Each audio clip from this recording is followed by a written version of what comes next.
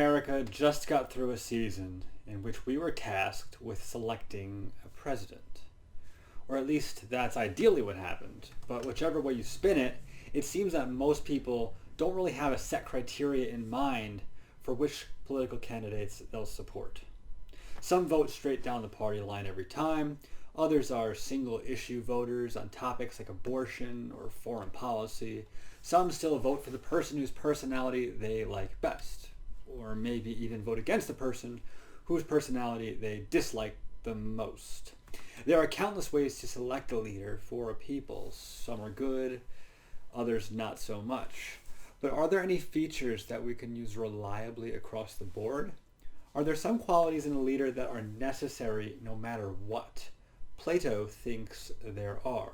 And in the Republic, he outlines some critical features we can use when we go about selecting our leaders, not just politically, but anywhere. The first criterion is probably surprising. A good ruler must not want to rule. It doesn't make sense at first, maybe, but Plato has a good reason for suggesting this. You see, he defines the job of a ruler as taking on the reformation of evils which are not your concern.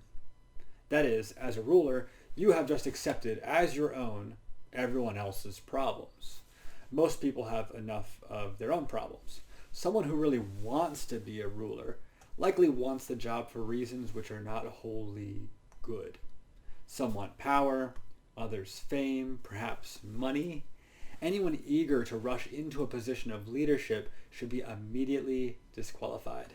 In fact, Plato suggests that a good leader must almost always be forced into the job. The way which he is forced?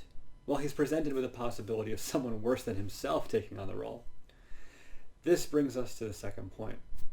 A good ruler happily defers to someone who can do it better.